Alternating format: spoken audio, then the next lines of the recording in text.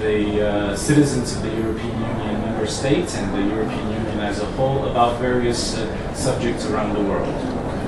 And what we do is we devise analysis, we draft analysis, various analysis on global affairs, and we take interviews, and of course we, based on what the audience needs, we provide them with the necessary information. So one of the things, maybe we can start if you're okay with that. Yeah. Okay. Let me just close the. Yeah, we'll close. Are you going to use the telephone or? Yeah.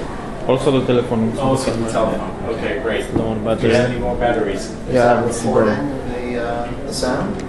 Yes. Yes. It also records the sound.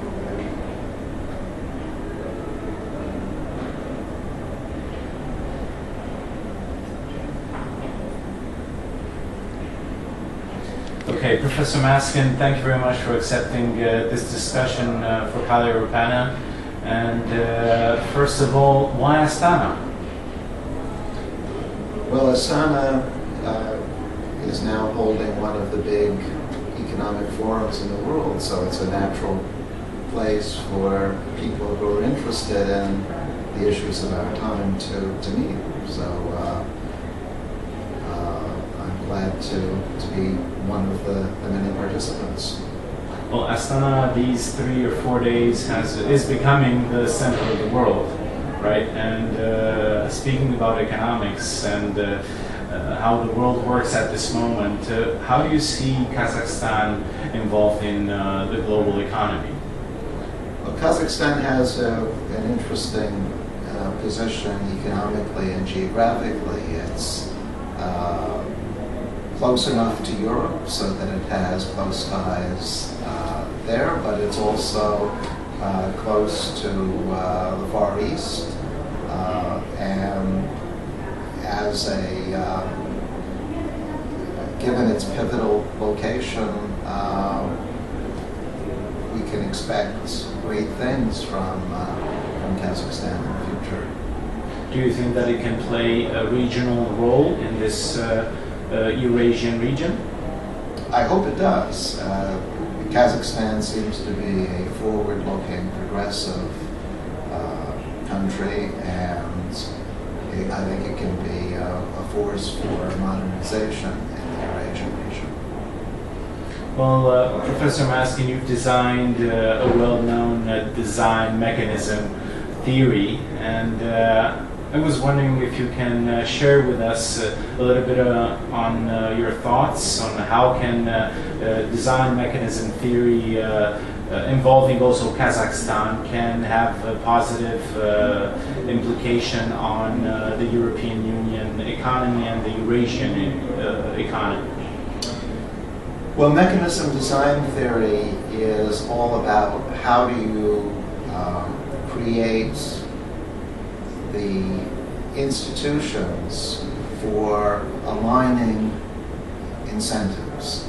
Of course, each country has its own goals, which are not necessarily exactly in alignment with other countries' goals, and it's the function of international institutions to reconcile possible conflicts. This can be done through international organizations, through treaties, through political unification. But mechanism design teaches us that it's not enough, say, to write a treaty, say, to promote greater trade. The treaty has to be written with care to make sure that all the countries who are going to be signing this treaty actually benefit from it. And that may involve a series of concessions on both sides, concessions involve giving something up, but the benefits from conceding is that you now have an international institution which enables you to take more from other countries. Very interesting. I was speaking a little bit earlier with the Deputy Director General of the World Trade Organization, and he said that the new Bali Pact that they established in December last year was a negotiation, and it was a breakthrough, and was basically a new step forward for the WTO in terms of negotiating between India and China, and also Cuba and the United States of America, and also the United States of America and India and everything. So they reached to some sort of an agreement and some sort of a compromise so that they can benefit economically. In this sense, it resembles a lot about with the design mechanism theory. It does indeed, and in fact, I think the principles from the theory have now permeated people's consciousness enough so that when these treaties are hammered out, mechanism design theory plays a role. I would go now to the other side of the world, to I believe you know very well what happened in Ukraine at the end of that last year and beginning of this year. And how do you see mechanism design theory, using mechanism design theory in establishing a balance in the actors that are involved and are interested in what the path of Ukraine is in the future?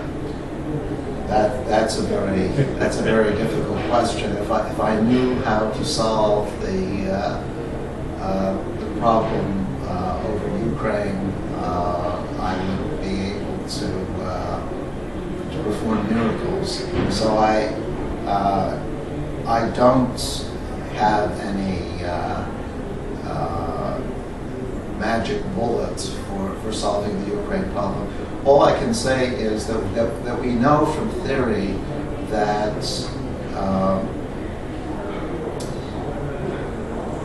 the answer to conflicts is not typically greater isolation, and I would be worried if, as a result of tensions over Ukraine,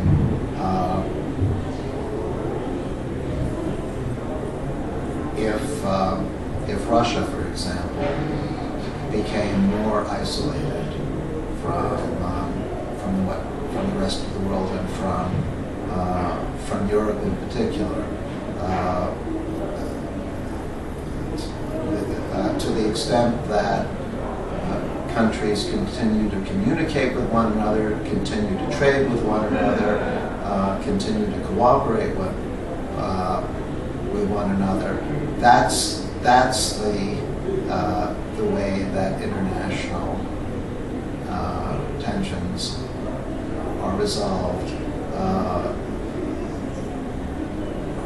Breaking off communication and breaking off trade, I'm afraid, runs the risk of heightening tensions even further. So I very much hope that the isolation does not occur.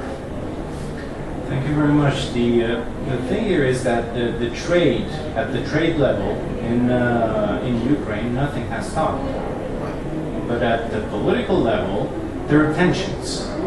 How do you see these things going hand in hand? Because some of them say, listen, it's a real crisis. And at the trade level, we know it's a crisis, but at the same time, we are still functioning. Still functioning for the time being, but I think unless things improve politically, there's bound to be an economic cost in the longer term. So eventually, I mean, there can be lags either way. Economics can lead politics or the other way around, but not but not indefinitely. Ultimately, the two go together. Can we use game theory and the Nash equilibrium with your theory integrated? Is that possible? Well, in fact, my theory, mechanism design, is part of game theory and uses game theoretic tools like Nash equilibrium as part of its analysis. Then do you think that they should be used integrated? Absolutely. Then how do you think we can do that? How can it be applied To a certain event around the world, any kind of event?